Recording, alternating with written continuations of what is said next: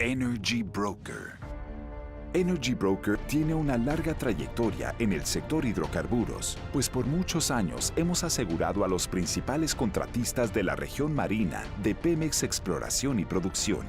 Esto nos permitió desarrollar una amplia capacidad de gestión, además de conocer a profundidad las actividades, sus riesgos y la manera en que las empresas pueden estar protegidas a través de un programa integral de seguros. En una industria de riesgos, somos tu solución.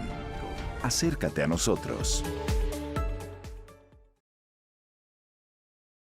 Bienvenidos hoy al panel que tenemos titulado Deer Park será negocio.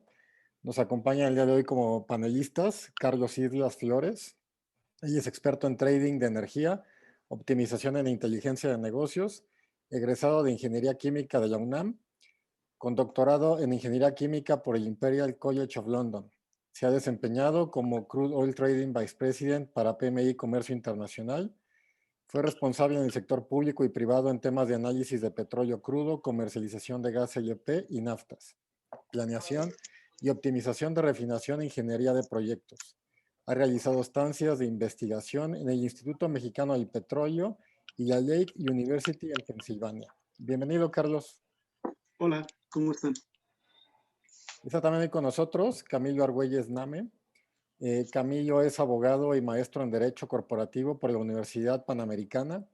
Desde 1995 ha practicado Derecho Laboral como asesor de diversas empresas, primeramente en el despacho Flores Merino Sociedad Civil, de 2002 a 2018 en Petróleos Mexicanos, empresa en la que estuvo a cargo de la función jurídica laboral desde el 2014. Desde octubre del 2018 dirige la firma Argüelles Name Abogados, especializado en temas laborales del sector energía. Es miembro activo de la barra mexicana del Colegio de Abogados, de la ANADE y de la American Bar Association. Bienvenido, Camilo. Muchas gracias. Buenas tardes a todas y a todos. Está también hoy con nosotros Margarita Pérez. Margarita nació en la Ciudad de México el 15 de marzo de 1966. Es actuaria egresada de la Facultad de Ciencias de la Universidad Nacional y cuenta con estudios de alta dirección de empresas por el IPADE y el Management Program de Rice University en Texas. Cuenta con más de 30 años de experiencia en el sector energético mexicano, en Pemex y en PMI Comercio Internacional, lo que le ha permitido ser una experta en la comercialización de gasolina, diésel, combustóleo, productos petrolíferos, gas natural y gas licuado, así como en el trading, suministro y transporte internacional. Asimismo, ha desarrollado proyectos de productos petrolíferos, joint ventures y mucho más. Bienvenida, Ana Margarita. Gracias. Está hoy también con nosotros como moderador Marcial Díaz. Él es abogado consultor del sector de energía con estudios en administración pública. Con más de 15 años de experiencia dentro del sector, colaboró en la dirección jurídica de Pemex por más de 10 años y como consultora ha colaborado en algunos proyectos como son seguridad en ductos, desarrollo del marco jurídico para nuevos esquemas de negocios, acompañamiento a empresas en la implementación de la reforma energética. También es articulista en medios especializados del sector y conferencista. Bienvenido, Marcial, y te cedo la palabra para comenzar el panel. Muchísimas gracias a Oil and Gas Magazine, al Encuentro Internacional de Energía que nos abre otra vez el espacio, y gracias a Margarita, a Carlos y a Camilo que nos acompañan en esta tarde. Y bueno, como ustedes saben, la semana pasada se anunció la compra de Deer Park y en ese momento las redes de LinkedIn, Twitter, y todos los chats de gente que está relacionada con el sector se convirtieron en expertos refineros y todo el mundo empezó a hablar y a opinar que si Deer Park era bueno, que si era malo, que si era un negocio competitivo, que si estábamos comprando chatarra. Y entonces, platicando en el consejo editorial de la revista Oil and Gas Magazine, dijimos, ¿por qué no abremos un panel en donde vengan expertos? ¿Y quiénes son los expertos? Pues gente que trabajó en Pemex. Porque hoy hay mucha gente que se considera experta del sector, pero la gran escuela para poder hoy ser un experto es haber salido de Pemex. Entonces, gracias por el tiempo, gracias a todas las personas que están conectando y quiero entrar en materia y quiero pedirle a Carlos que nos ponga un poquito en contexto ¿Y a qué me refiero en contexto? ¿Cuál es el punto de partida de Deer Park respecto de las otras refinerías que se encuentran en Texas? Sabemos que Estados Unidos es un gran productor de petróleo, es un gran refinador, y que hay más de 600 refinerías en el mundo, más de 140 refinerías en Estados Unidos. ¿Cuántas hay en Texas? ¿Cuál es la relación de Deer Park respecto de otras refinerías? Y me gustaría empezar por ahí. Bienvenido, Carlos, y adelante. Pues hola, muy buenas tardes, ¿cómo están? Gracias por la invitación. Y pues bueno, la refinería de Deer Park, como tal, en Texas, es una de las más grandes. Su capacidad individual de 340,000 barriles día la coloca como una de las principales en la zona del Golfo. Como tú comentabas, justamente hay un gran número de refinerías en la zona. Ahora, ¿qué es una de las características que tiene la refinería de Deer Park? Es una refinería de alta conversión, como muchas otras en el Golfo, que básicamente tiene la capacidad de tomar un crudo muy pesado, no en su totalidad, eso es un hecho, y transformarlo en combustibles útiles. Básicamente, como referencia, la refinería cuenta con 2 unidades de destilación, una unidad más pequeña, que es la más viejita de las 2 que tienen, donde se procesan crudos ligeros, principalmente. Originalmente se procesan crudos africanos o de algunas otras latitudes. Y después de eso se hizo una reconfiguración en los 90, donde se le adicionó una nueva unidad de destilación mucho más grande, donde se procesan crudos pesados. A partir de ese momento, la refinería se convirtió en una refinería de alta conversión. No solamente tiene la capacidad de separar los crudos pesados, tiene la capacidad de convertir todos los residuales en productos limpios. Es decir, toma perdón, me distraje un poco. Toma crudo y lo convierte principalmente en gasolina, diésel, jet, gas y otras tantas corrientes de la refinería. Una característica que tiene esta refinería y que la hace interesante es, tiene la capacidad de transformar el 100% o retirar más bien el 100% del azufre. Es decir, tiene una capacidad equivalente de retiro de azufre de las corrientes que tiene la refinería. ¿Esto qué le da la posibilidad de que todos los combustibles que genera son limpios? Tiene esa capacidad de generar combustibles limpios. Como tal, es una refinería, sí, efectivamente, lo que ya habían comentado anteriormente, es una refinería fundada en los 20s del siglo pasado, o sea, tiene 100 años que la fundaron, pero eso no quiere decir que los equipos tengan 100 años. Esta refinería tiene programas de mantenimiento quinquenal, efectivamente cada 5 años se lleva un mantenimiento grande, recuerdo que esa es la condición que tiene, y aproximadamente cada 3 años se le hacen mantenimientos menores a la refinería con tal de mantenerla operando de forma óptima. En general ha sido una refinería que corre con altos niveles de utilización y digo, todas con sus problemas como todas que han tenido, ¿no? Efectivamente, por ejemplo, para poner en perspectiva, el año pasado, más bien este año, a principios de este año, con el vórtice polar, pues también fue una de las refinerías que paró, y es una refinería que tuvo le tomó un poco más de tiempo arrancar, ya están arrancando, entonces, pero bueno, eso es lo que pone la refinería de Deer Park en perspectiva, ¿no? Es decir, es una refinería de alta conversión que corre crudo pesado y que puede retirar los contaminantes de los combustibles que produce en su totalidad.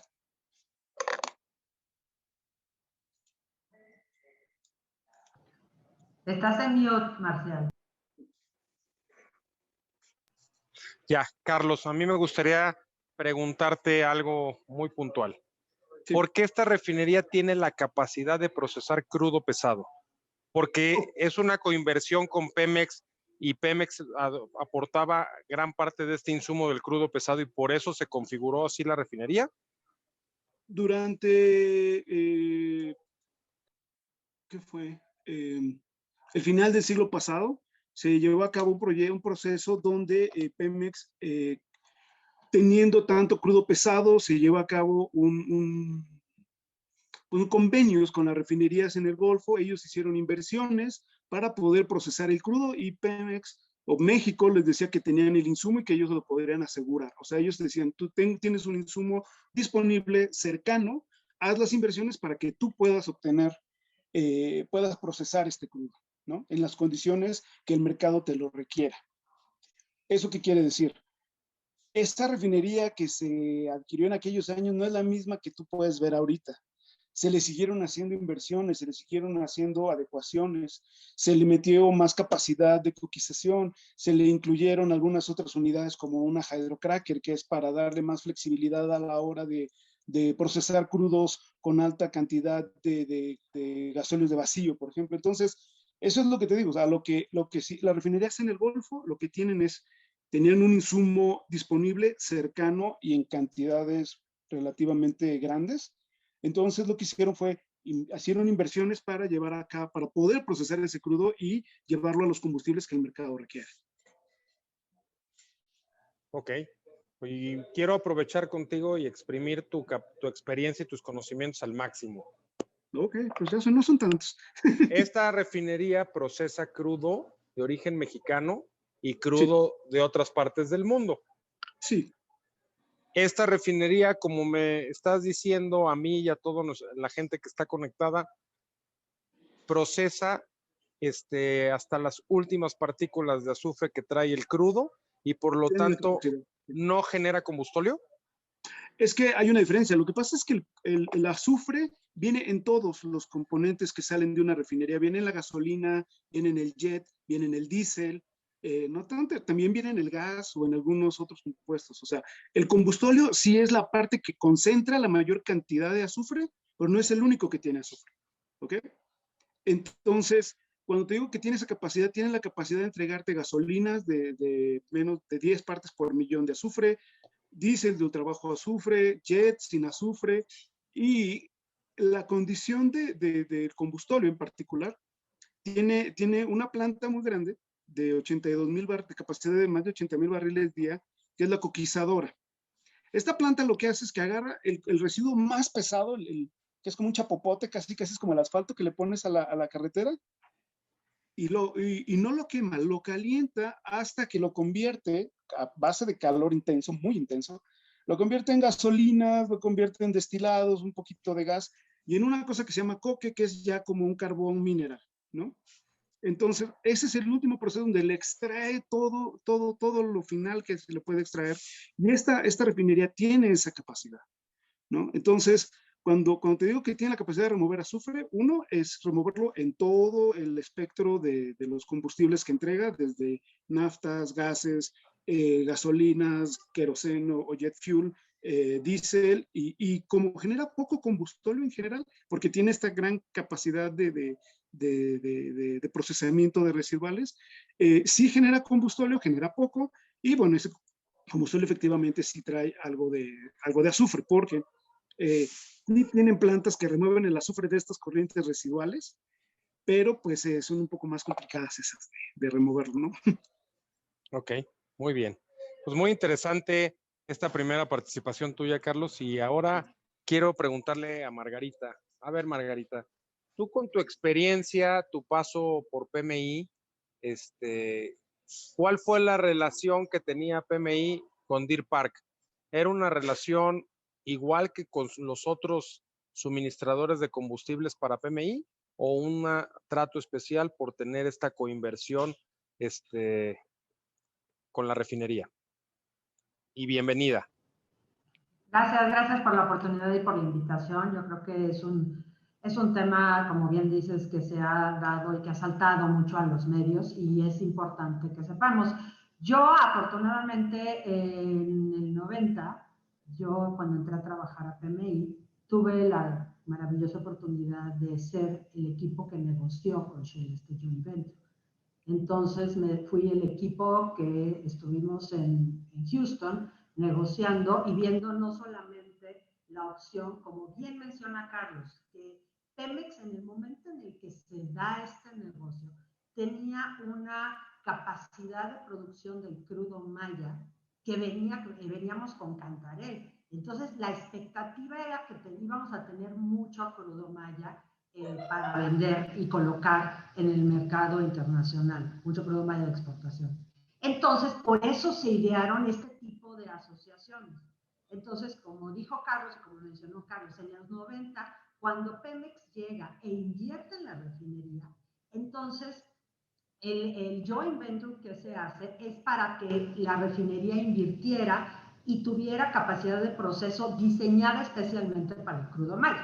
Y fue un gran, yo creo que fue un gran negocio para los dueños, tanto para Pemex como para Shell, procesar el crudo y obtener los productos. Ahora, cuando te vas a la parte de los productos, si bien tenemos la opción de traer el producto hacia México, la gasolina, el diésel, el jet y demás, todos los productos estaban como a disposición para ver de los socios. Pero acordémonos que esto es un negocio. ¿Y qué pasa? Tienes que maximizar la utilidad del negocio. Y siempre se vio así. ¿Qué quiere decir? Que si PMI tiene una mejor opción para traer gasolina a México y esa opción no es Deer Park, la va a traer de otro lado. Si Deer Park puede producir las calidades mexicanas, sin duda, y lo puede traer de ahí a México, lo puede traer o lo puede vender en el mercado americano. Entonces, lo que siempre se vio, lo que siempre se trató era de maximizar las utilidades de la refinería, ya sea vendiendo en el mercado nacional o vendiendo en el mercado internacional y exportando el producto. Entonces, siempre tienes esa opción de traer el producto a México, pero lo que te interesa es maximizar el negocio. Y así siempre se trató. Ahora, hay que recordar también que esta refinería, la refinería que procesa el crudo, está pegado a un complejo petroquímico. Entonces, hay muchos productos, una cantidad de productos bastante grande, que la refinería le vende al proceso, a la planta petroquímica, y que la petroquímica le regresa para hacer blending de gasolinas, entonces, en esa parte no están íntimamente relacionadas, y esas corrientes se evalúan y se venden a precios de mercado y se compran a precios de mercado. Entonces tiene que continuar porque están las dos ahí pegadas. Ahora habrá que ver qué enfoque le quiere dar Pemex en la administración de la refinería para los procesos de crudo y para la producción de productos. Yo tengo otra pregunta para ti, Margarita. De los 340,000 barriles que tiene de capacidad de refinación al día, ¿cuánto se tiene un estimado de cuánto corresponde a crudo mexicano y cuánto corresponde a crudo de otras partes? Yo no sé, Carlos, si tú tengas ese dato, porque no sé, la verdad, yo no tengo ese dato. Yo te podría decir cuánto producen de gasolina a partir de 340,000 barriles, aproximadamente son 100,000 barriles de gasolina.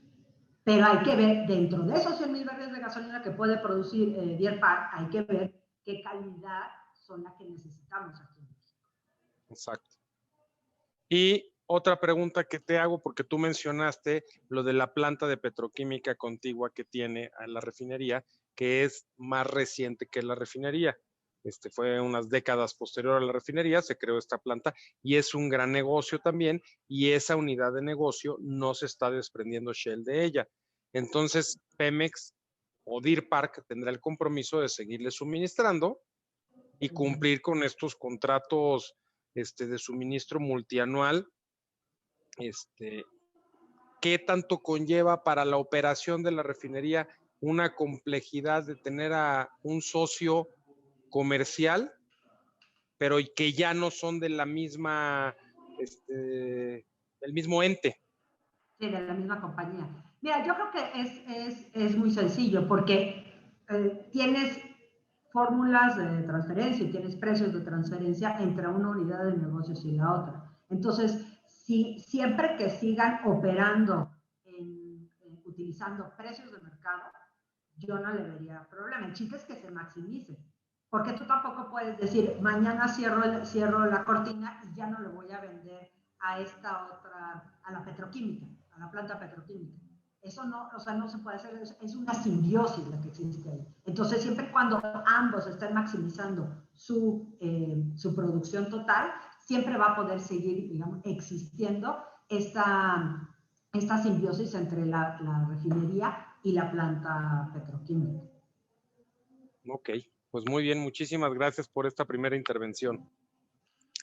Y bueno, pues pasando a temas más delicados, que es el factor humano, me gustaría preguntarle a Camilo Argüelles, en su experiencia como laboralista para Pemex, ¿qué implicación puede tener el operar ahora una refinería en territorio americano?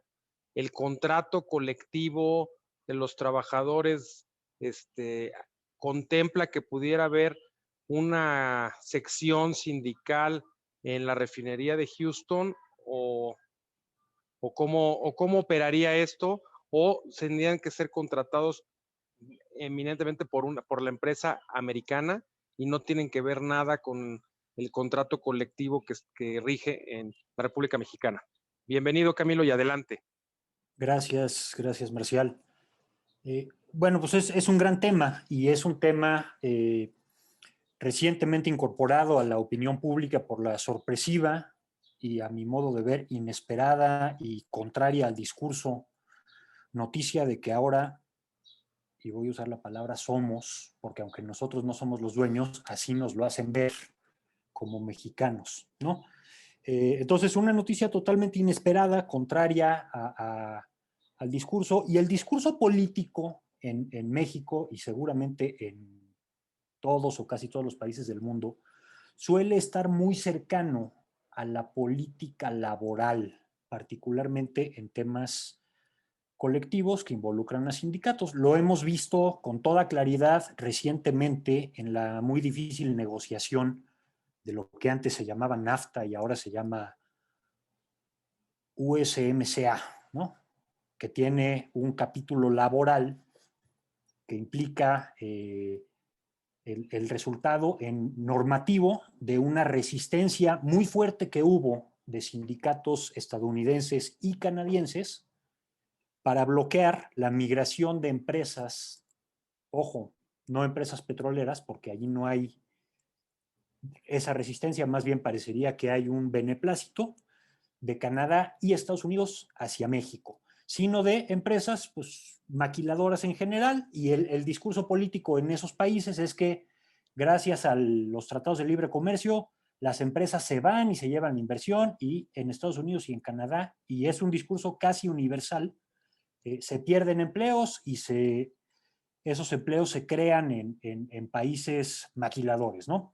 Ese discurso dio lugar a un capítulo anexo del USMCA de laboral, así como también hay otro muy novedoso en temas ambientales, pero el capítulo laboral tiene restricciones muy fuertes a las políticas laborales que los dos países que son nuestros socios comerciales en América del Norte consideran como muy permisivas en México. Y esto también dio lugar a que desde 2013 en México se hiciera una reforma constitucional inédita al artículo 123 que regula las relaciones de trabajo entre particulares, y acabara con figuras históricas que, con independencia de lo que se pueda opinar al respecto, pues son unas figuras que tienen un peso histórico importante, como desde luego son la Junta de Conciliación y Arbitraje, y otras que no son figuras legales, pero que existen, como los famosos contratos colectivos de protección. Las dos partes que se criticaron fuertemente de la justicia laboral en México en ese momento, hace 5, 6, 7 años, fueron la contratación colectiva de protección y la justicia laboral, que era tardada, corrupta y impartida por autoridades del gobierno en vez de autoridades del Poder Judicial. Y bueno, insisto, con independencia de lo que podamos opinar, pues eso dio lugar a una reforma constitucional profunda que al día de hoy no se ha acabado de implementar. y que le ha venido a dar un poquito al traste, además de las cuestiones propias de la pandemia, a otra cosa que ya es como un vago recuerdo que tenemos en México, que se llama justicia pronta y expedita, ¿no? Eso por un lado. Por otro lado, tenemos otra institución histórica en nuestro país que también viene de los años 30 del siglo pasado, que se llama Sindicato de Trabajadores Petroleros de la República Mexicana, y que ya tenía un contrato colectivo de trabajo firmado con empresas petroleras en México antes de que en 1938 naciera a la vida jurídica una institución que se llama Petróleos Mexicanos, ¿verdad? Y bueno, ahí hay una serie de datos curiosos históricos de los que seguramente pudiéramos hablar en alguna otra ocasión, que no vienen mucho al caso en este momento, pero lo que sí es importante saber es que durante mucho, perdón, tercer ingrediente importante, hasta la llamada reforma energética, para efectos laborales, Petróleos Mexicanos y sus entonces organismos subsidiarios, hoy empresas productivas subsidiarias, eran lo que en el contrato colectivo de trabajo de Petróleos Mexicanos, obviamente, se llama la industria petrolera. No había más industria. Entonces, el Sindicato de Trabajadores Petroleros de la República Mexicana es un sindicato de industria y en sus estatutos se asume que toda la industria de los hidrocarburos, independientemente de qué tan amplia o estrecha querramos hacer la definición de qué significa esto, toda la industria de los hidrocarburos en México es materia de ese contrato colectivo. Esto ya no es cierto. Desde luego, ya hay otras empresas en México que hacen exploración y producción, otras empresas en México que hacen petroquímica y otras empresas en México que hacen logística. Y ustedes me dirán si ya hay otras empresas en México que hacen refinación. No, honestamente no lo sé, ¿no? Poniendo esto como marco de referencia, pues es importante decir que también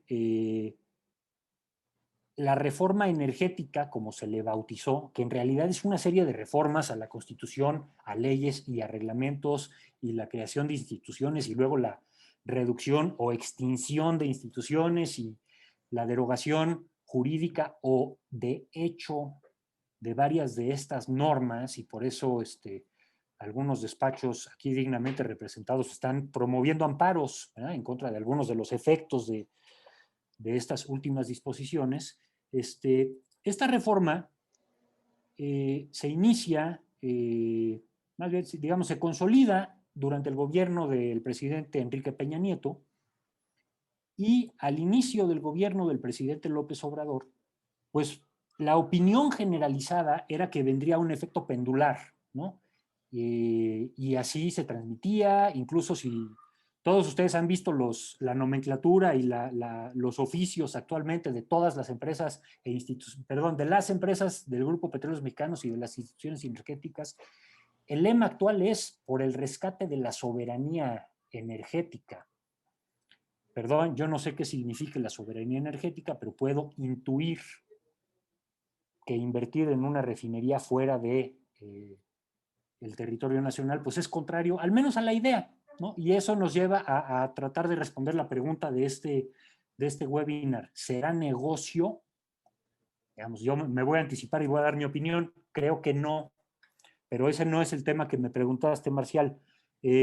A ver, el contrato colectivo de trabajo que tiene firmado Pemex tiene dos disposiciones en su cláusula primera que generan que la respuesta a tu pregunta sea no. La primera es que limita su competencia geográfica a la República Mexicana. Y la segunda es que limita su competencia en cuanto a partes contractuales a Petróleos Mexicanos y sus empresas productivas subsidiarias. Entonces, ojo,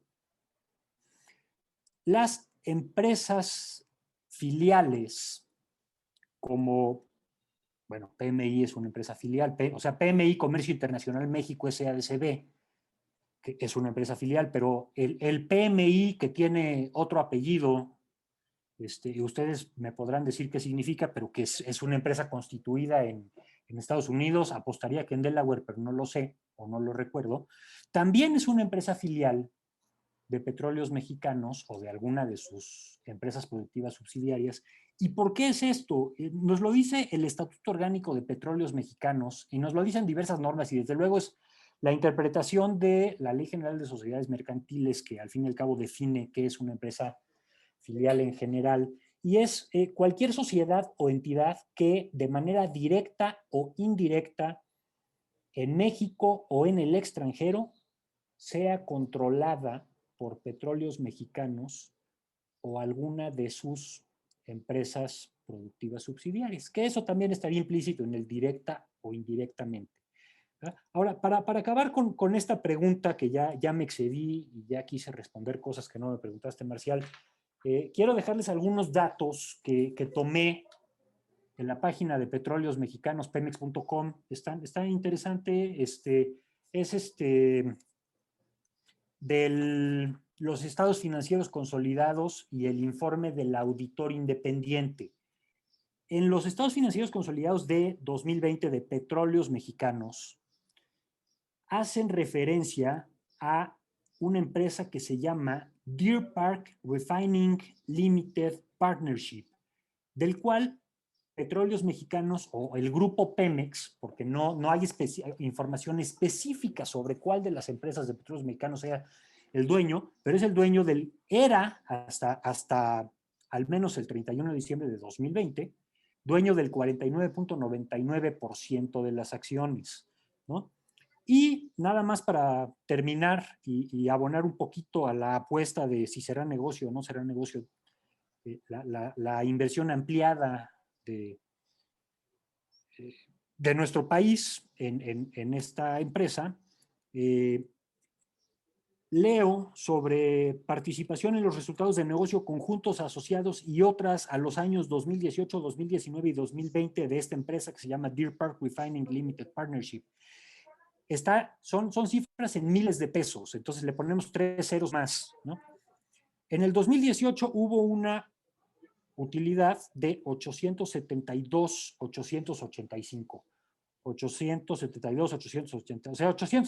millones de pesos. En el año 2019 hubo una pérdida de 1.438.308 miles de pesos. Y en el 2020 hubo una pérdida de 4.056.037 miles de pesos, ¿no? Sin conocer a fondo, como lo hacen los copanelistas, los procesos y los mercados de Deer Park, pues parecería que la respuesta natural tendería a ser que no, aunque pues pudieran cambiar los mercados y las prerrogativas ahora que el gobierno, Petróleos Mexicanos y lo que se conoce como Cuarta Transformación, pues están a cargo de las riendas y el timón de esta operación.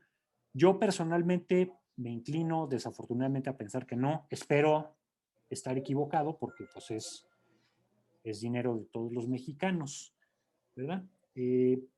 Lo dejo aquí, mi estimado Marcial, y muchas gracias. Muchísimas gracias, Camilo. Pues no nada más respondiste las preguntas, sino que nos ampliaste el panorama. Y bueno, esto nos va a dar materia para el siguiente bloque de intervenciones. Quiero empezar contigo, Carlos. Se ha mencionado que estamos comprando chatarra. Tú dijiste en tu primera intervención que es una refinería que ha sufrido las adecuaciones, las reconfiguraciones y las actualizaciones y que está al nivel de las principales refinerías que hay en Estados Unidos. ¿Por qué nos han hecho ver los articulistas nacionales que estamos comprando chatarra? Por los números que nos acaba de dar Camilo en este informe de resultados de los últimos 2 años, ¿o realmente Deer Park ya está quedándose obsoleta en comparación con otras refinerías en la Unión Americana? Mira, lo que yo tengo entendido es que se llevaron a cabo algunos procesos de mantenimiento durante esos años. Y bueno, o sea, los mantenimientos pueden ser muy grandes y requieren mucho capital, ¿no? Para poderse hacer. ¿Cómo lo reflejaron en sus estados financieros? Tendríamos que darle una lectura un poco más profunda a este estado financiero para ver si toda esta pérdida que se está manejando tiene que ver con estos mantenimientos o con estas adecuaciones adicionales que se hayan hecho a la refinería, ¿no? Entonces, eso yo lo que recomendaría es que nos acercáramos un poquito a los estados financieros, que volteáramos a ver cuáles son las razones y por otro lado, lo cual no está mal, porque dices, al final de cuentas, bueno, vamos a hacer aquí un pequeño paréntesis nada más para poner en perspectiva cuáles son las complicaciones de tener una refinería, ¿no? Porque todo el mundo considera una refinería como, no, es que es un buen negocio, sí. No es el negocio más redituable dentro de la cadena del valor del crudo, eso es claro. El negocio más redituable es la producción del crudo, como tal. O sea, es un negocio de márgenes relativamente estrechos en comparación, ¿no? ¿Cuál es la ventaja de tener una refinería cuando eres productor? Que controlas la cadena de valor, ¿no? Tienes un control un poco más profundo de la cadena de valor, lo cual te da la opción.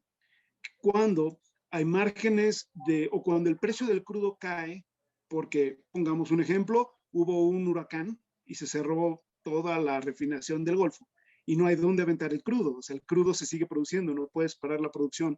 El crudo se empieza a almacenar y empieza a perder valor. Y por otro lado no tienes productos. Entonces, ¿qué pasa? Los márgenes de refinación se hacen altísimos porque el crudo se abarata y los productos se encarecen. Si tú tienes la posibilidad de producir esos insumos, esos productos, tienes la posibilidad de capturar ese margen, ¿no? Si no, bueno, pues no. O sea, punto. Ahora, por otro lado, si de repente ves que empieza a haber una enorme producción, llega a un nuevo campo y produce miles y miles y miles de barriles de la calidad competidora de tu crudo. Entonces, como hay una mayor disponibilidad de crudo, los márgenes empiezan a ser chiquitos, ¿no? Perdón. O sea, más bien, si tú reduces la cantidad de crudo, el crudo se empieza a encarecer, empiezan a cerrarse los márgenes. Y tú dices, bueno, entonces ya la refinería no sirve. Dices, no, bueno, pero tú como productor obtienes el margen de la producción o el margen de la refinación, dependiendo el mercado en el que te encuentres en ese momento. Ahora, eso no quiere decir que siempre sea negocio. O sea, debería de ser negocio porque si no, no existirían tantas refinerías en el Golfo. Es decir, es un negocio que los Estados Unidos tienen la mayor capacidad de refinar, bueno, junto con China, tienen las mayores capacidades de refinación en el mundo. Es un negocio que les permite generar ingresos. El caso muy particular que mencionó Camilo, digo, yo lo que recomendaría es acercarnos un poquito más hacia los estados financieros, ver la razón por la cual se presentan estas pérdidas. Y bueno, hablemos del 2020 en particular, el año de la pandemia, pues sucedieron cosas raras. Sucedieron cosas raras como que el crudo se vendió a menos, bueno, te cobraban por llevarse un barril de crudo $30, ¿no? Entonces, ya ni siquiera lo vendían, te cobraban por llevarse el crudo. Entonces, es difícil esa comparación en un mercado, digamos, tan volátil. Tan irregular como el que tuvimos el año pasado, dada la pandemia de COVID 2020, ¿no? Todos los refinadores, incluso, bueno, volteas a ver a Exxon, los grandes productores de crudo, los grandes Shell, todos ellos reportaron pérdidas durante varios trimestres del año pasado, ¿no? Y fue por estas condiciones de mercado. Entonces, nada más hay que llevar un poquito de ese lado y tratar de entender cuáles son las dificultades que conlleva. Ahora, es chatarra. Mucha gente podría pensar que sí, si te quedas con estos números así. Otra cosa, decir, tiene 100 años la refinería, pero como te decía, es un proceso de mantenimiento. Las refinerías cada cierto tiempo se les da mantenimiento, se les hacen adecuaciones, se les meten nuevos procesos, se les adecúan, se les quitan, se les ponen. Entonces, al final de cuentas, realmente la refinería que tú viste hace 100 años no es la misma que tienes ahorita. O sea, en general todos los equipos muy probablemente en su totalidad son distintos, modernizados. Y dime una cosa, Carlos, ¿la rentabilidad por barril de refinación es mayor en Deer Park que en México? ¿O igual? Por barril. Vamos a ver cómo, depende cómo lo mides, o sea, como tal, ¿no? O sea, si lo mides en función de vamos a poner en perspectiva. Más allá que una comparación directa entre México y Estados Unidos, vamos a ponernos en perspectiva de cuál es la rentabilidad de este negocio, o cómo se mide la rentabilidad de este negocio. La rentabilidad de este negocio, te digo, es la diferencia entre los precios y los volúmenes de los productos, menos el precio o el volumen del crudo, ¿no? Entonces, esa diferencia, ese es el margen. ¿Qué pasa? Si tu refinería en particular produce,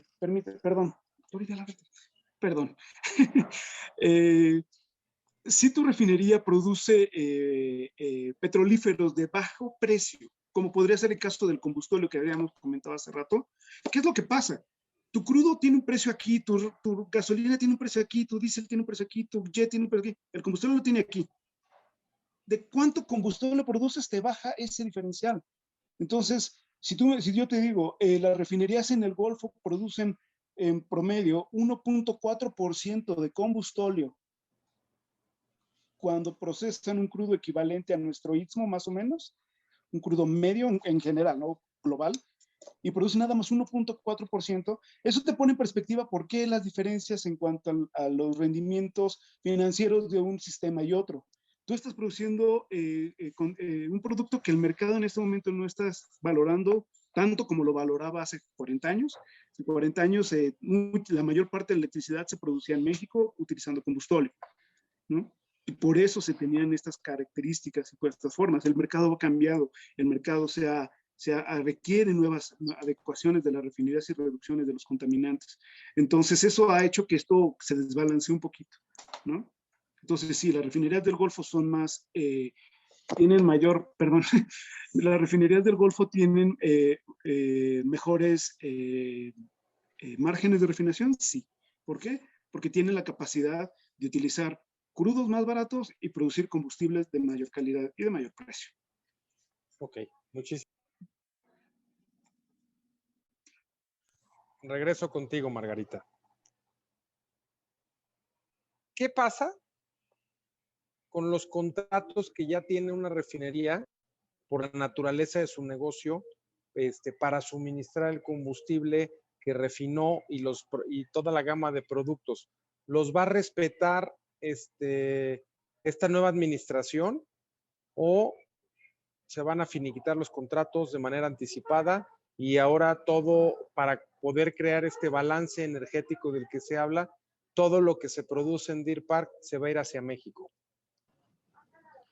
Pues mire, yo creo que esa es una decisión del nuevo dueño y administrador del negocio. Es como cuando tú compras, ¿no?, cualquier activo, tú lo que compras no solamente es la refinería, compras la refinería con todo lo que viene alrededor. Como bien dices, los contratos, contratos de suministro, contratos de venta, la parte de financiamiento, créditos, deuda. Para darle mantenimiento a las refinerías necesitas pedir créditos y por eso es una inversión que necesita de mucho capital para que se mantenga, como bien decía Carlos, que se mantenga operando y que se mantenga operando en unos estándares altos para poder alcanzar estos márgenes que te van a dejar mayor utilidad.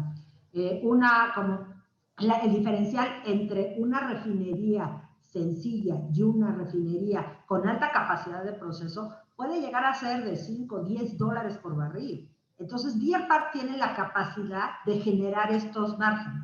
Ahora, si tú quieres terminar un contrato, pues tienes que ver cuáles son tus costos. No te va a ser de gratis. Entonces, tienes que evaluar si quieres no continuar con ese contrato y traerte ese producto a México o continuar suministrando el contrato que sea, ¿no? Cualquiera de estos. Entonces, también hay que entender que en México hoy la producción de crudo maya ha venido en detrimento. O sea, nosotros ya no producimos tanto crudo pesado como lo traíamos en el pasado. Entonces, vuelvo a lo mismo. Es una decisión del administrador y operador del negocio que tiene que ver si queremos mandarle más crudo maya a la refinería y que procese más crudo maya o aprovechar y meter otros crudos mexicanos que sean más ligeros, y siempre lo tienes que comparar contra el beneficio o lo que tienes ahí en Estados Unidos, los crudos que puedes procesar, ya sean los canadienses, los que vienen de Permian, los crudos ligeros de Estados Unidos.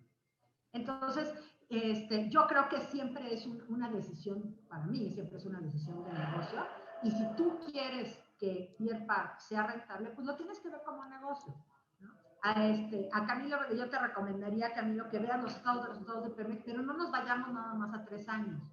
O sea, hay que ver la historia.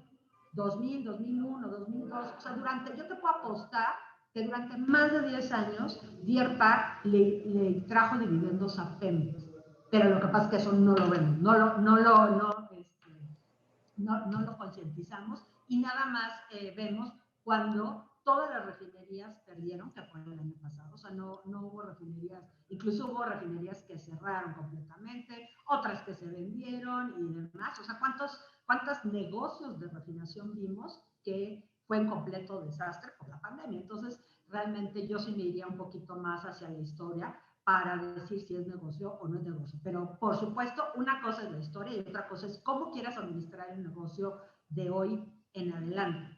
Si tú quieres continuar con la filosofía de seguir invirtiendo en el mantenimiento, ser una refinería que procesa crudos y maximiza la producción de productos de alto valor, entonces tienes que tener un buen administrador enfocado en el negocio de la refinería. Entonces, para que la refinería gane. Y claro, aprovecharla porque es una palanca de valor para enviar crudo mexicano y obtener acceso a productos de alto valor como la gasolina, el diésel y el jet, que esos son los de mayor valor, aunque no haya tanta demanda. Entonces, Deer Park está en una posición privilegiada porque está cerca de México, está en la costa del Golfo, compite con todas las refinerías que están ahí en la costa del Golfo, pero puede obtener márgenes interesantes. Ahorita estaba leyendo también que ya todo el mundo, en los escenarios de lo que viene en Estados Unidos, por ejemplo, ya se espera que este verano la gasolina ya tenga una recuperación de la demanda que pueda llegar a superar los niveles de antes de la pandemia. Eso es interesante porque lo que va a hacer es que el precio de la gasolina se va a ir incrementando, como ya lo estamos viendo, que ya están, al menos a nivel de la bomba en Estados Unidos, están más de $4. Y recordemos que el verano es la época de alta demanda de gasolina en Estados Unidos, que se le conoce como el driving season. Entonces, eso le va a ayudar porque en este verano puedes ocupar y puedes aprovechar los precios de la gasolina altos y los precios del crudo más estables en $50, $60, como estamos viendo hoy en día. Y eso te genera un buen margen. Pero el chiste es que los maximices y estés enfocado en obtener el mejor margen para la. Ok. Pero a ver, venimos escuchando en los últimos meses 2 grandes conceptos que son soberanía energética y balance energético, que tienen muchas aristas y cada quien le puede dar la interpretación y la definición que más le convenga. Pero siendo rigurosamente legalistas, la ley aduanera contempla que hay un régimen de importación a las mercancías de procedencia extranjera que permanecen en el país por tiempo ilimitado. Los productos que se refinen en Deer Park, que se le vendan a México, no van a contribuir a la soberanía energética porque al final van a seguir siendo dentro de este universo de productos importados. ¿O se le puede dar un tratamiento especial? No, ahorita, hoy por hoy, todo lo que importa Pemex, absolutamente todos los productos, paga impuesto, paga el IEPS al momento de que ingresan al país. La única forma en la que pudieras evitar bueno, y no es evitarlo, es más bien considerar el barril que entra como barril nacional, es si trataras a Deer Park como un esquema de procesamiento de crudo, en donde yo te doy una materia prima y tú me regresas otra materia convertida en gasolina. Y eso habría que revisar nuevamente y si esto lo puedes contemplar dentro de la ley actual para que no cuente como barril exportado de crudo y luego importado de gasolina. Porque sí tienes que buscar una fórmula para darle realmente este tratamiento de que se considere dentro de la producción nacional y no se y pueda entrar en este concepto de soberanía energética y no que se considere como producto importado. Y ahí viene mi siguiente pregunta. ¿Para qué desembolsar 600 millones de dólares cuando puedo comprarle su capacidad a la refinería y aparte me la van a vender porque soy su socio? Pues yo creo que es una alternativa que tomó el gobierno mexicano, porque si tú volteas a ver Dos Bocas, por ejemplo, que va retrasada y que nos está costando, ya dijeron por ahí, escuché cifras de 13,000 millones de dólares, cuando empezamos con 8,000 millones de dólares y quiero estar lista para el 2024. Contra esta alternativa que tienes de tener esa misma capacidad de proceso de 340,000 barriles al día, ¿no? Que procesa crudo mexicano, actualmente procesa crudo mexicano, y que te sale infinitamente más barato. O sea, la idea de comprar, como bien dices, no de comprar una refinería en el Golfo de Estados Unidos es algo que ha estado recurrente a través del tiempo dentro de Pemex. Ahora, si bien tú podrías hacer un esquema de procesamiento, la pregunta es si las refinerías estarían dispuestas a darte ese contrato de procesamiento de crudo. Y creo que siempre es como un problema como el huevo y la gallina. Y dices, sí, estoy dispuesto, pero si me pagas un margen de refinación de 15, 20 dólares. Oye, pero no están ganando eso las refinerías hoy. Ah, bueno, pero pues es que quieres tú procesar tu crudo, ¿no? Entonces, ¿qué te conviene más a final de cuentas? Exportar todo e importar y, como bien dices, pagar el IEPS, que entonces eso se lo das nuevamente al gobierno, y si consideras que Pemex es parte del gobierno, pues es darle dinero a Hacienda realmente, no ya se lo recuperas al momento en que vendes el producto ya puesto en México. Eso lo pagamos todos los mexicanos, ¿no? Entonces, lo importa o no lo importa, se paga, y al momento en que lo vendes en la gasolina y se lo vendes aquí en el consumidor mexicano, el consumidor está pagando ese IEPS. Ok, muy bien, muchas gracias. Y ahora regreso contigo, Camilo. Según se lee en la página de la refinería Deer Park, tiene 1,500 empleados y 1,200 contratistas en la planta que está en operación en 24 horas. ¿Cuánto es en relación respecto de cualquiera de las refinerías en México respecto a la plantilla laboral? ¿Es menor? ¿Es mayor? Desde tu conocimiento. Adelante, Camilo. Es sustancialmente menor en la plantilla de personal con la que opera esta refinería. Digamos, el número seco uno contra otro, ¿no? Independientemente de comparaciones más a fondo que pudiéramos hacer, que tuvieran que ver con la capacidad o el número de personas por unidad de producto, como lo queramos ver, es laboralmente, pues, es más eficiente la refinería de Deer Park que cualquiera de nuestras refinerías. No hay duda en ese sentido. Ahora, una vez que la operemos nosotros, vamos a mandar a nuestros técnicos de Tula, Salamanca, Salina Cruz, a capacitarlos o a operar cada uno de los procesos de refinación allá, y entonces vamos a tener que tener una plantilla laboral de más técnicos porque son necesarias las plazas para poder armar estos equipos, y entonces vamos a pasar en la vuelta de 3 años de tener un universo de 2,700 empleados, ponlo en números rápidos, al doble. ¿Es viable? Bueno, viable, yo pienso que viable en términos económicos, no. Pero en términos de sindicato, de cuotas, de escalafones. A ver, Pemex durante décadas ha enviado personal a trabajar en sus filiales en el extranjero. PMI, como sea que se denomine la filial norteamericana, es una de ellas. Y mucha gente que trabaja en PMI de Estados Unidos son empleados de la propia PMI en Estados Unidos y tienen su seguridad social en Estados Unidos y tienen su número de seguridad social y tienen su residencia para todos los efectos laborales y fiscales en Estados Unidos y no tienen nada que ver con México. Pero también hay mucha gente que trabaja en Petróleos Mexicanos o en alguna de las EPS de Petróleos Mexicanos. Y aquí es donde empiezan las particularidades y las dificultades. ¿Cuál es un vicio que yo considero que es, bueno, no le quiero llamar vicio, un problema de origen del trabajador? Voy a cometer otro error, llamarle trabajador petrolero por antonomasia al trabajador de Pemex. Pero bueno, si me permiten ese error, ¿no? El trabajador petrolero no tiene afiliación a ningún sistema de seguridad social que no sea el mismo Pemex.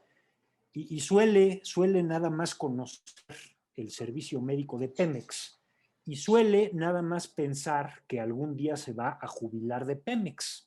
Y sí, la jubilación de Pemex es muy buena, pero contrariamente a lo que pasa con la otra empresa productiva del Estado, que es una empresa que se llama de clase mundial y produce energía eléctrica, es que en Comisión Federal de Electricidad sí hay un esquema de subrogación de la seguridad social con el IMSS, mientras que en Pemex no lo hay.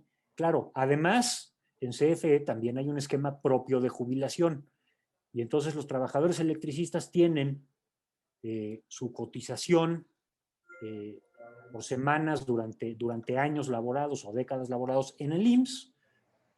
Desde 1997 tienen una cuenta individual administrada por una Afore, pero también tienen su derecho a la jubilación por estar previsto en su contrato colectivo de trabajo o en sus condiciones generales de trabajo, que en Pemex se llama Reglamento de Trabajo del Personal de Confianza, ¿no?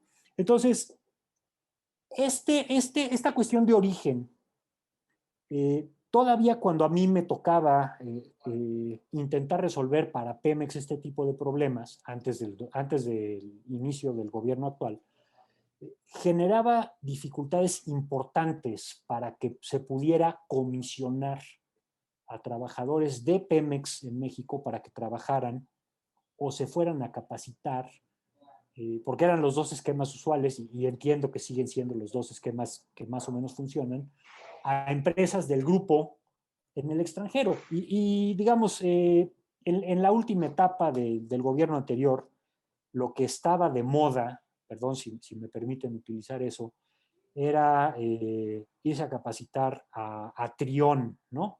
Que era pues el proyecto insignia para exploración y producción después de las famosas rondas petroleras. Pero PMI en Estados Unidos y otras más, y desde luego Deer Park, que hasta donde yo tengo memoria, recibía gente principalmente para esquemas de capacitación, pues también era frecuente. ¿Qué pasó después? Vinieron algunas normas que restringieron todavía más la posibilidad de hacer esto, que no tenían nada que ver con temas laborales, sino que hablaban más en relación a temas anticorrupción, y esto generaba que se volvieran muchos más estrictos los esquemas en los que se podría autorizar por la alta dirección de Pemex cuestiones como permisos sin goce de sueldo o suspensión de la relación de trabajo en Pemex para que alguien que tenía 10, 15, 20 o más años trabajando en Pemex pudiera irse 6, 12 o 18 meses a trabajar o a capacitarse en alguna de estas empresas en el extranjero.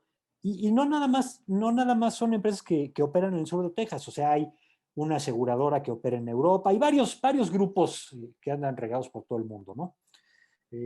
Abro un paréntesis, si alguien tiene curiosidad sobre cuáles son las empresas filiales en el extranjero de Pemex, las pueden consultar en el mismo documento que está allí visible en información para los inversionistas, y es información pública, o sea que lo pueden hacer y yo lo puedo recomendar con total libertad, pero pues hay datos que, digamos, para la opinión pública a nivel mediático e informativo pudieran ser interesantes, ¿no? Cierro el paréntesis.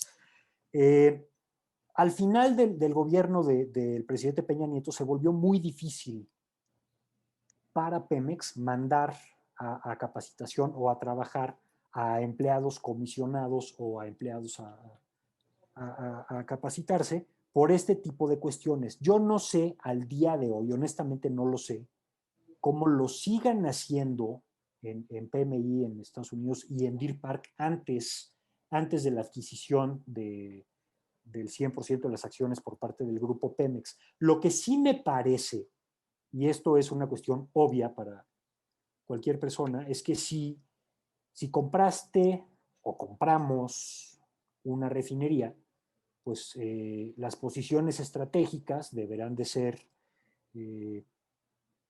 designadas pues, por el dueño del control, de la mayoría accionaria, lo que implica el control, ¿no?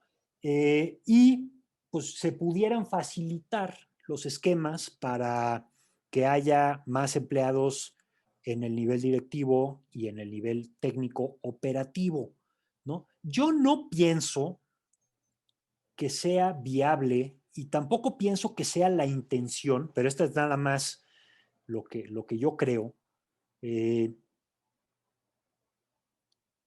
tomar el control a través de trabajadores mexicanos de la empresa en marcha como está, porque pues me parece un sinsentido. Ahora bien, también no hay que perder de vista que al nivel que sea nada más directivo, técnico, operativo o netamente operativo, se tienen que tomar en cuenta las disposiciones migratorias de Estados Unidos. Sobre todo, digamos, hay mayor flexibilidad migratoria hacia Estados Unidos para desempeñar cargos que no necesariamente requieren o implican la residencia permanente que aquellos que se pudiera asociar como que sí la requieren. O sea, lo que en Pemex y a nivel contrato colectivo con el STPRM se considera obreros, pues naturalmente se espera que tengan una estadía laboral de toda una trayectoria profesional de vida. Yo no pienso que exista la viabilidad para que una plantilla completa de personal, de obreros especializados mexicanos vaya a ir a Estados Unidos. No lo encuentro viable, pero tampoco creo que sea la intención, porque no tiene sentido ese esquema, considerando que la refinería de Deer Park se adquiere como un negocio en marcha y como un negocio funcional, ¿no?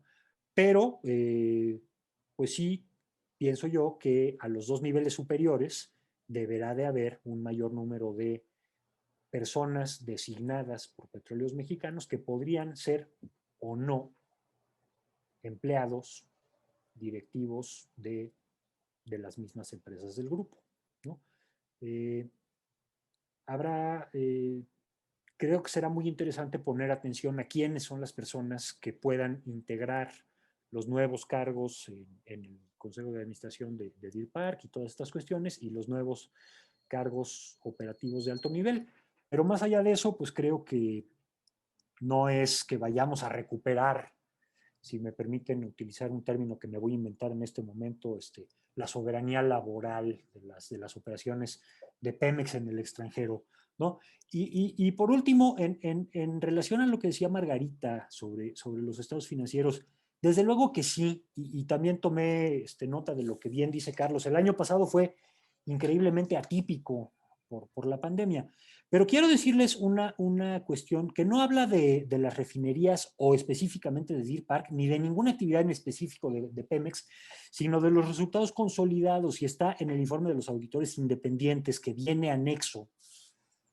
De hecho, es las primeras 3 o 4 cuartillas de estas notas a los estados financieros consolidados. Y si me permiten expresar mi opinión, pues a mí me parece alarmante. Leo, el recuadro está en la primera cuartilla del informe de los auditores independientes KPMG, bajo el título Incertidumbre material relacionada con negocio en marcha. Como se menciona en la nota 22F, en el ejercicio que terminó el 31 de diciembre de 2020, Pemex presenta una pérdida neta, también son miles de pesos, de 509,052,065. Además, a esa fecha tiene un déficit acumulado, que yo entiendo que es el pasivo del grupo, de 2.404.727.030 de pesos. Yo tengo un recuerdo de que cuando en 2015 y 2016 en Pemex se hizo un gran esfuerzo precisamente con el sindicato petrolero y se modificaron las condiciones de jubilación y se instauró un régimen optativo de cuentas individuales de ahorro para el retiro, esta cifra en vez de 2.4 era de 1.5, o sea, 1.5 billones, billones en español, de pesos, y ahora es de 2.4 billones en español. Hago la aclaración en español porque una vez al entonces presidente Peña Nieto lo tundieron principalmente en redes sociales por decir que billones en español equivalía a no a billions, sino a trillions en inglés, ¿no? Entonces, billones en español es millones de millones, mientras que en inglés es miles de millones. Pues aquí son, el pasivo de Pemex es de 2.4 billones de pesos y hace 6 años era de 1.5, ¿no? Ahora, esto lo estaba reflexionando mientras ustedes me tundían a mí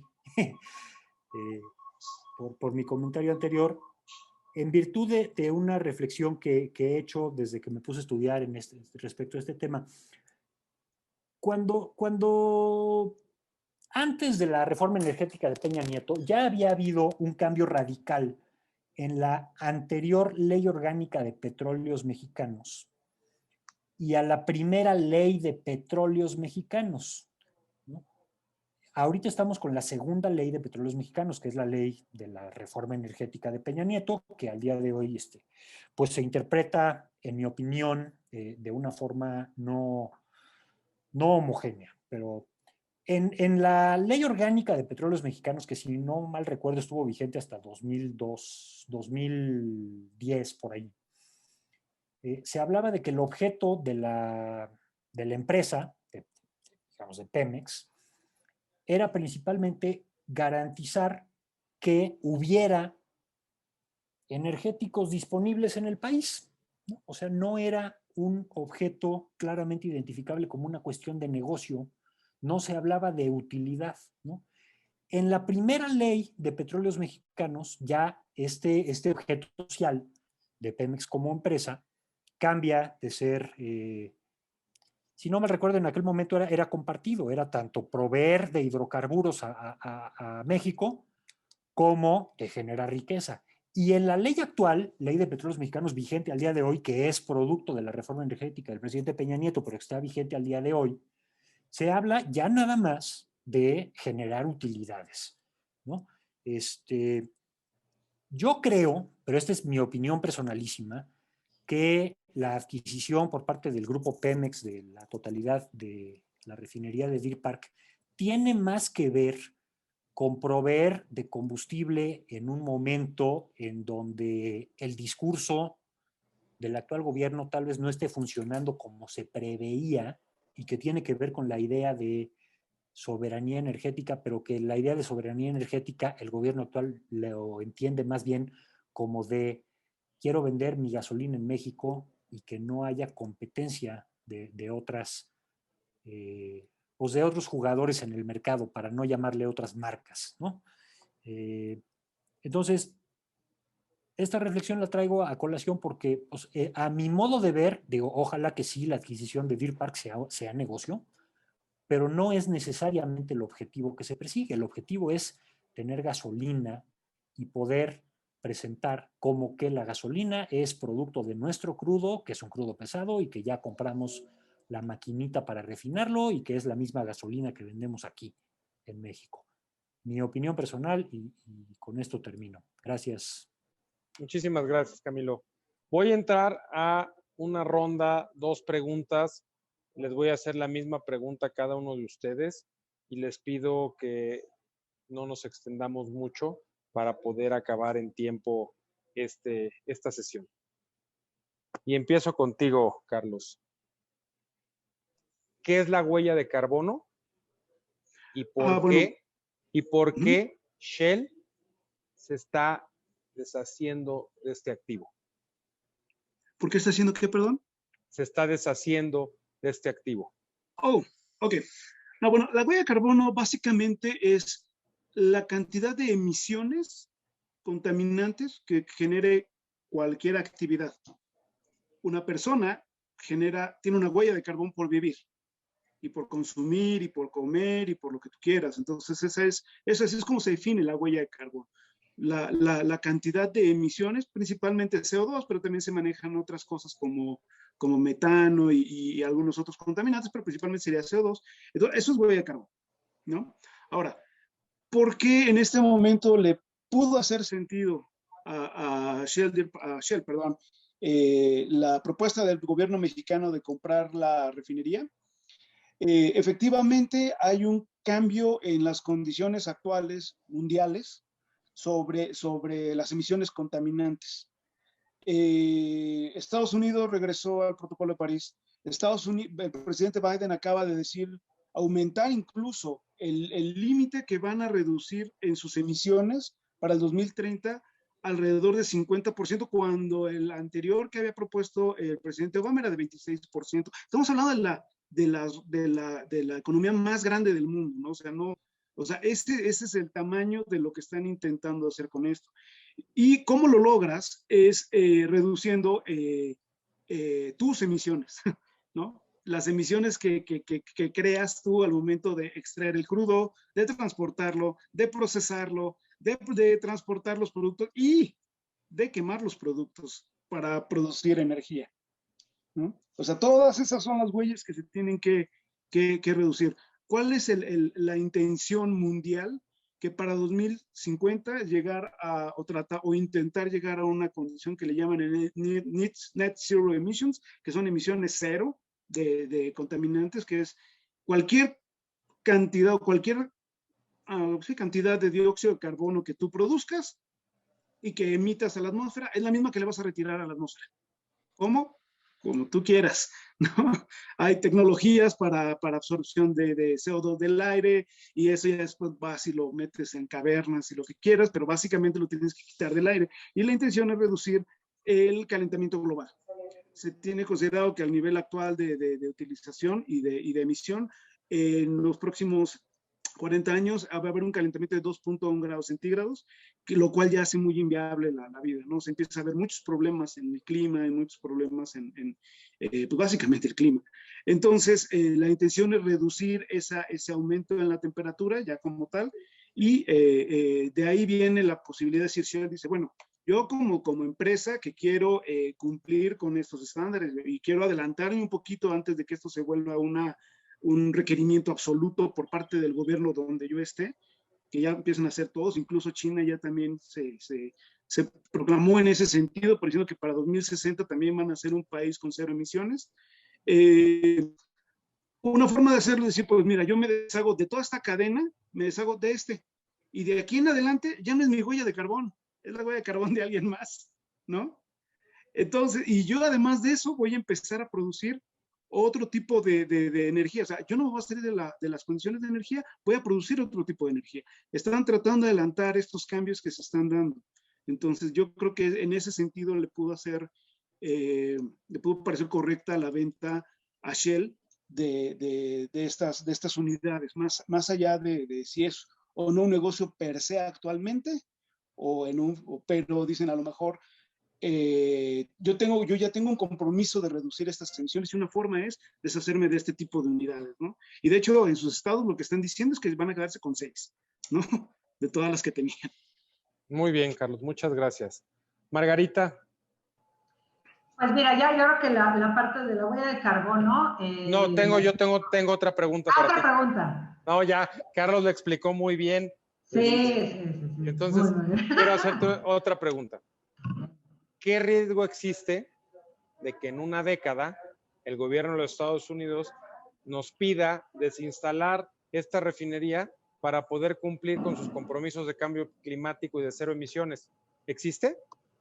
Claro que sí, por supuesto. O sea, no sé si lo vayan a hacer, yo no he escuchado que vayan allá, pero viendo todo lo que está haciendo Biden para cada vez promover más la parte de los biocombustibles y de las generaciones de energías limpias está haciendo que la producción de energías fósiles se vuelva un liability.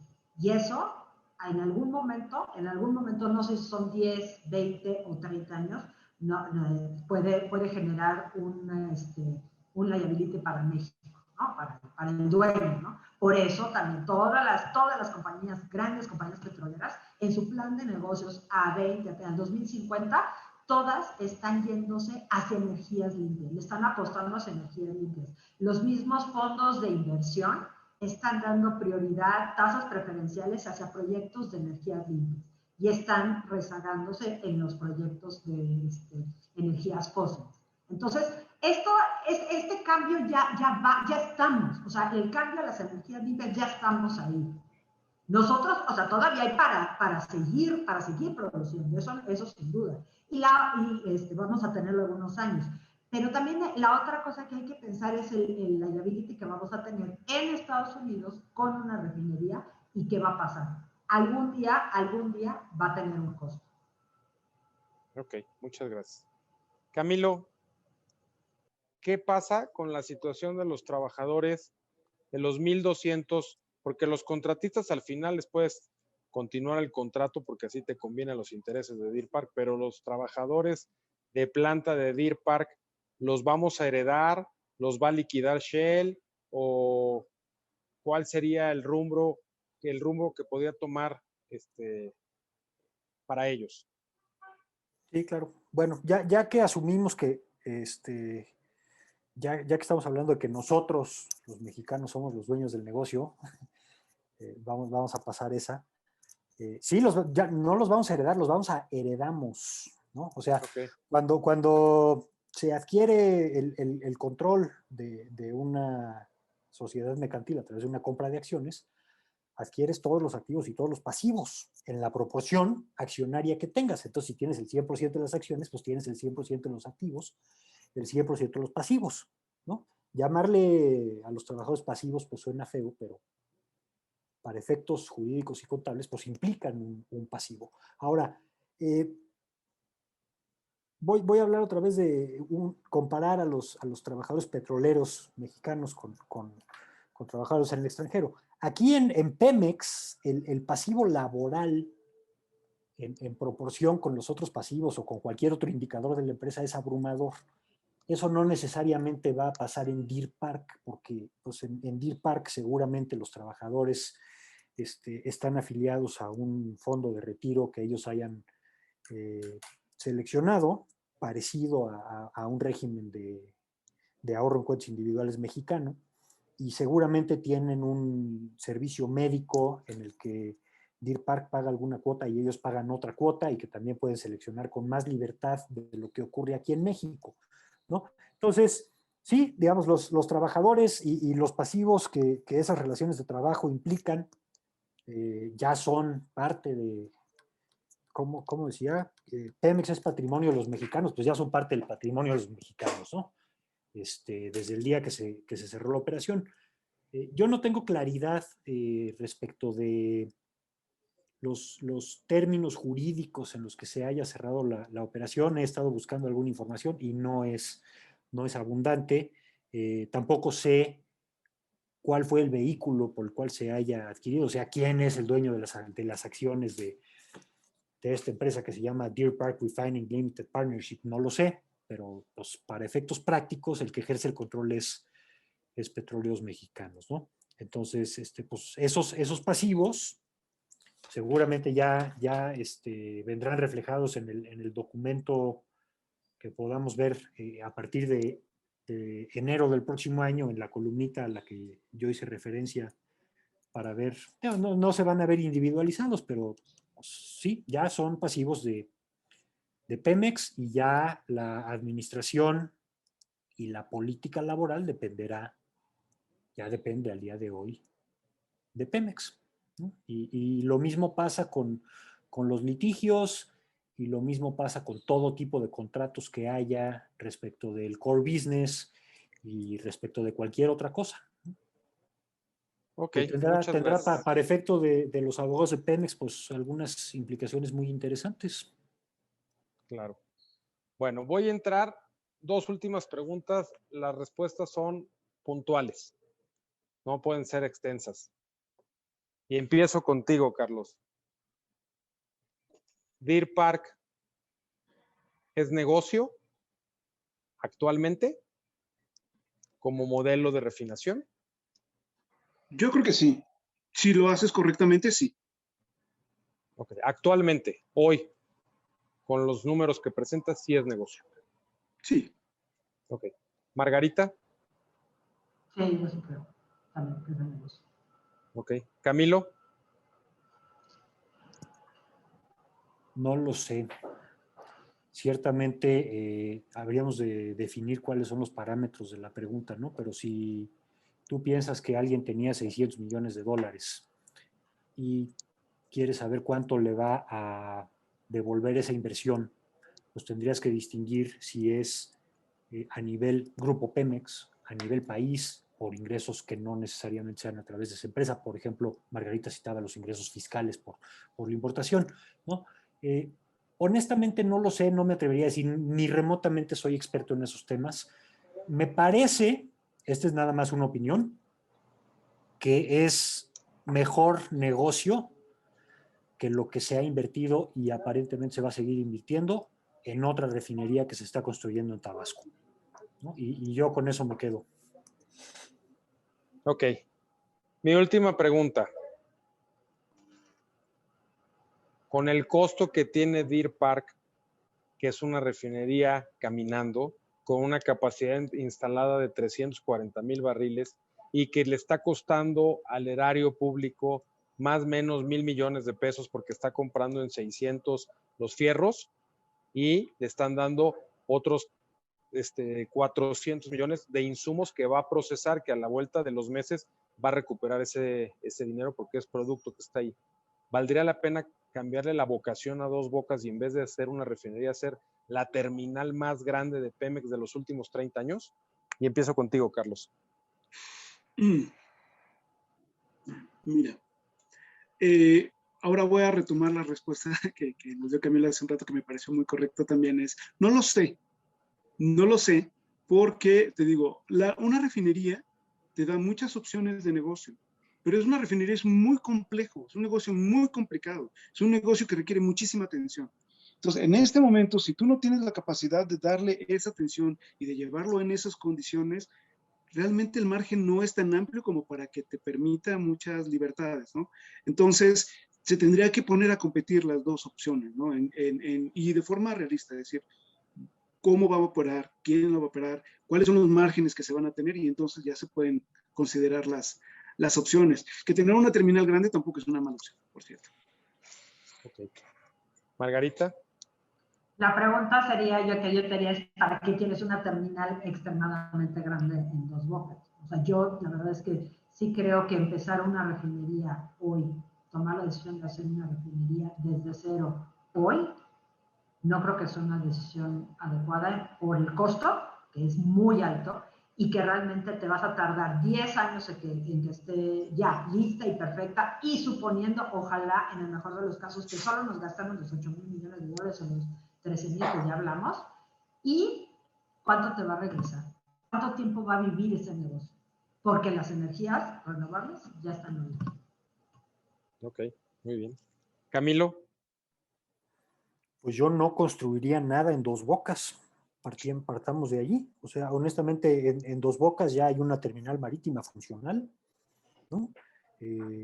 No se necesita una refinería. Si yo ni remotamente soy el experto y de los que estamos en este panel soy el que menos sé sobre los procesos industriales, pero es el dominio público que con reconfigurar y fortalecer la capacidad que ya existía de refinación, se hubiera logrado los mismos o mejores resultados de los que se esperan de Dos Bocas, ¿no? Y lo segundo, y ya hay una opinión mediática generalizada en ese sentido, o sea, estaba mejor invertir 600 millones de dólares en Texas que construir una refinería nueva en un pantano, Pero insisto, no soy experto y de nuevo espero equivocarme en beneficio de todo el país. Muchas gracias.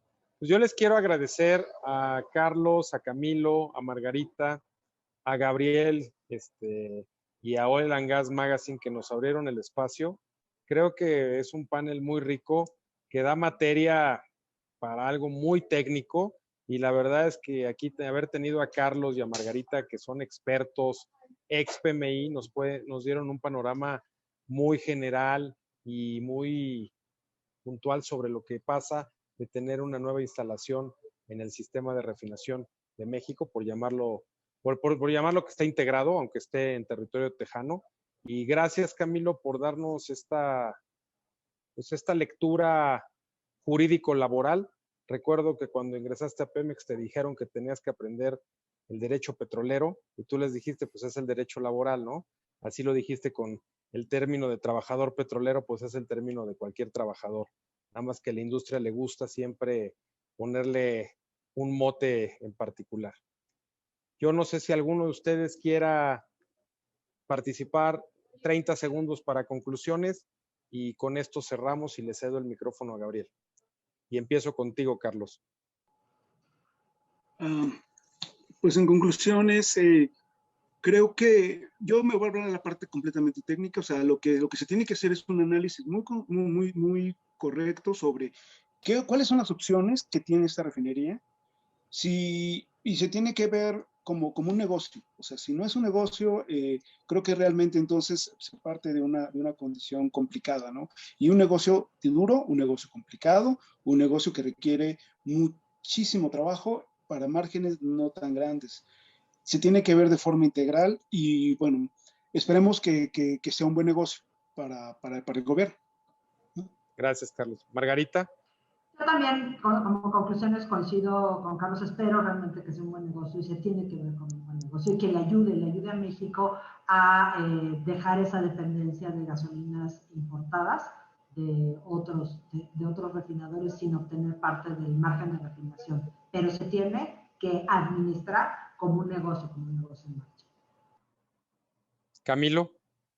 Pues simplemente agradecerte y agradecerles a todos. Ha sido para mí un gusto escuchar otros puntos de vista porque es una industria tan compleja que nunca se acaba de conocer. Y por último, para mí un punto importantísimo es el timing en el que ocurre la compra, ¿no? No podemos ignorar el hecho de que estamos cuando se anunció a 2 semanas de las elecciones más importantes de las últimas décadas o lustros, si se quiere.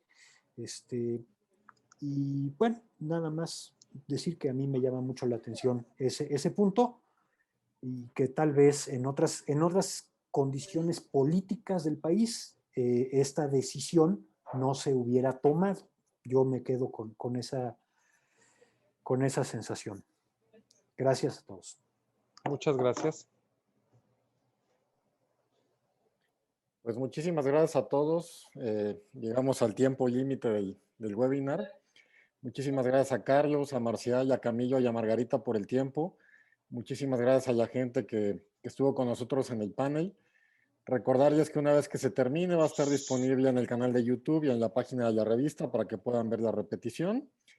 Invitarlos la próxima semana, el próximo miércoles a las 5 de la tarde, al siguiente webinar que tenemos, que es reflexiones sobre el proyecto de la ley de consulta indígena y su impacto en el sector energético. Próximo miércoles 9 de junio a las 5 de la tarde. Yo creo que el registro lo estaremos habilitando ya mañana.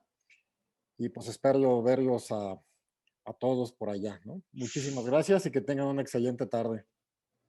Gracias, buena tarde. Gracias, buena tarde. Bye.